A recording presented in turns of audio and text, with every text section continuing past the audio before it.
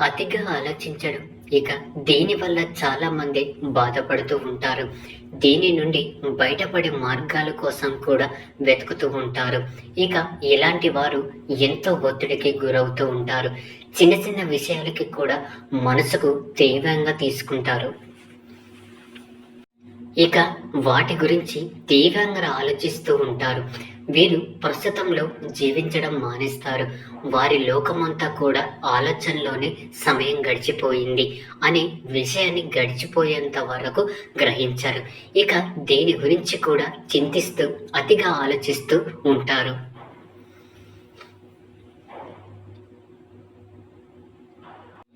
ఇక దీన్ని ఎలా తగ్గించుకోవాలి? మన మనసుకు కల్లాన్ని ఎలా వేసుకోవాలి?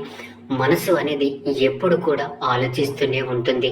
కాబట్టి మీరు దానికి సమయాన్ని ఇవ్వకూడదు.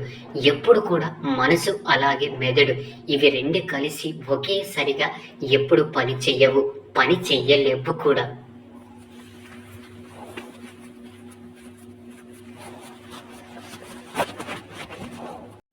కాబట్టి ఎక్కువ శాతం మీ యొక్క బుద్ధిని సమయాన్ని కేటాయించండి.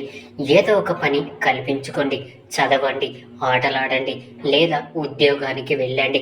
అది కాదంటే ఏదైనా కళపై దృష్టి పెట్టండి. లక్ష్యం వైపు మీ మనస్సునంతా మళ్లించి మీ బుద్ధితో పని చేయించండి.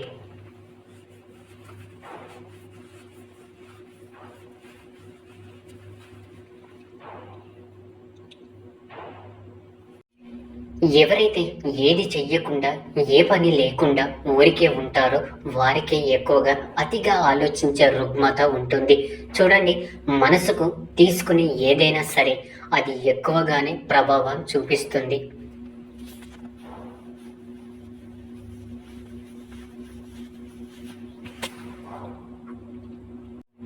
కాబట్టి మీ మనసు కంటే కూడా మీ బుద్ధితో ఎక్కువ సమయాన్ని గడిపినట్లయితే అతి ఆలోచన అనేది దానంతటా అదే మాయమవుతుంది.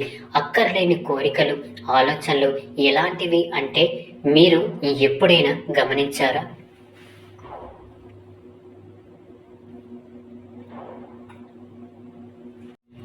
మీకు ఎప్పుడైనా దురద వచ్చినప్పుడు ఆ తీవ్రత ఎలా ఉంటుందో అని మన మనసు చెప్తుంది. ఏదో ఒక విధంగా దాన్ని శాంతింపజేయమని. ఇక మన గోర్లు అటువైపుగానే వెళ్తూ ఉంటాయి, అవునా?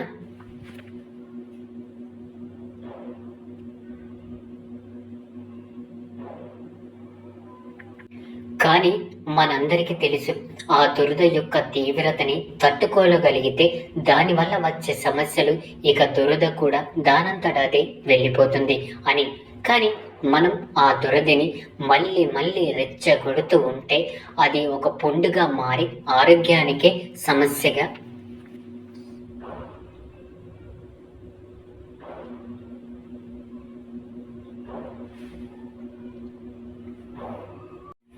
తయారవుతుంది, అవునా? కాబట్టి మనకు అక్కర్లేని కోరికలు వచ్చినప్పుడు, అక్కరలేని ఆలోచనలు వచ్చినప్పుడు మనం ఏం చెయ్యాలి అంటే కేవలం కేవలం కేవలం కాస్త ఓపిక పట్టగలిగితే చాలు. దానిపై మనం ధ్యాసను నిలపకూడదు, పట్టించుకోకూడదు, నిర్లక్ష్యం చేయగలగాలి. ఇక అప్పుడు మీరే చూస్తారు.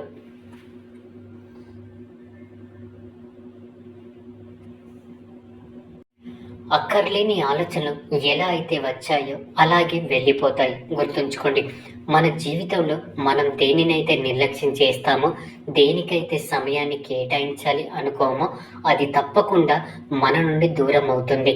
ఇక అది ఏ విషయంలోనైనా.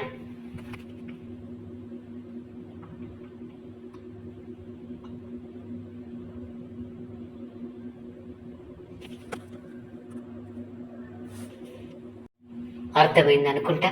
మనుషుల ఆలోచనలు లోకంలో అత్యంత లోతైన లేదా అత్యంత కఠినమైన భావనలు. ఎప్పుడు ఏది జరిగితే ఈ మనసు ఏం ఆలోచిస్తుందో వివరంగా చెప్పడం అసంభవం, అవునా? ఇవి ఆలోచనలు ఎన్నోసార్లు మన మనసులో అల్పులు అనే భావనను తీసుకొస్తూ ఉంటాయి.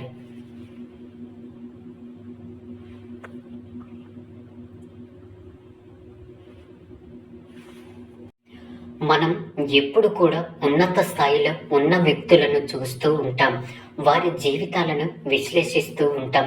ఆ తర్వాత మనల్ని మనం అల్పులుగా భావిస్తూ ఉంటాం. అతని వద్ద అంత ధనం ఉంది, వారి వద్ద ఎంతో బలం ఉంది, కానీ నా వద్ద ఏమీ లేదు, నేను అలా అధముణ్ణి అని లోకం దృష్టిలో నేను చాలా అలుపుణ్ణి అని ఇలా అనుకుంటూ ఉంటారు కదా. కానీ అది నిజం కాదు. మీ దగ్గర కూడా కావలసినన్ని ఉన్నాయి. వెనక్కి తిరిగి చూడండి. ఆకలితో ఉన్న వ్యక్తికి కేవలం ఒక అన్నం ముద్ద దొరికిన ఇతరుల దృష్టిలో అది కేవలం అన్నదానం మాత్రమే కావచ్చు.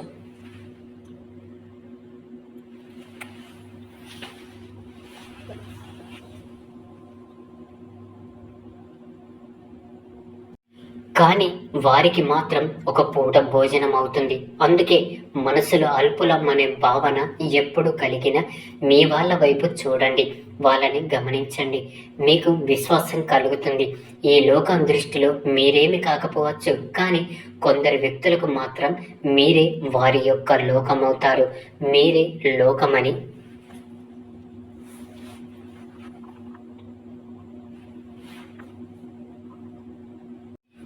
ఎవరు భావిస్తారో వాళ్ళతో సంతోషంగా ఉండండి. అంతేకాని పిచ్చిగా ఆలోచించి మనసుని పాడు చేసుకోకండి. ధైర్యంగా ఉండండి.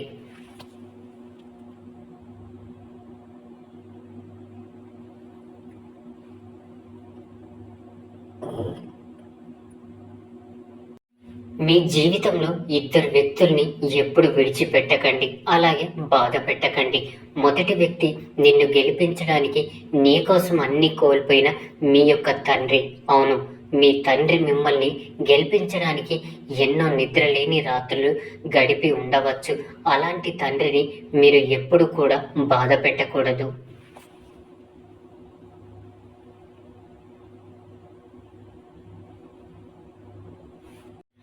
అలాగే మర్చిపోకూడదు, మన వెన్నంటి ఉండి మనల్ని ముందుకు నడిపించే వాడే తండ్రి.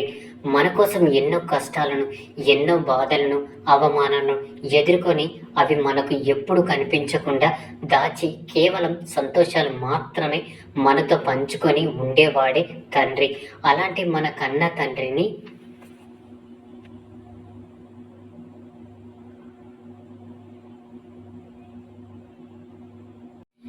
ఎట్టి పరిస్థితుల్లో కూడా బాధ పెట్టకూడదు, గుర్తుంచుకోండి. ఇక రెండవ వ్యక్తి మీ ప్రతి సమస్యలో మీ తోడుండే మీ తల్లి.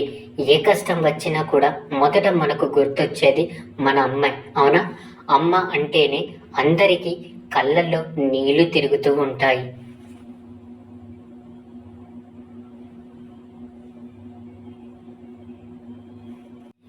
ఎందుకంటే మన కోసం తాను సర్వం త్యాగం చేస్తుంది కాబట్టి. ఎన్ని కష్టాలు వచ్చినా కూడా ధైర్యంగా ఉంటూ మనకు అండగా ఉంటుంది. ఏ చిన్న సమస్య వచ్చినా ఆ సమస్యను తండ్రి దాకా పోనివ్వకుండా దానిని తానే పరిష్కరిస్తుంది.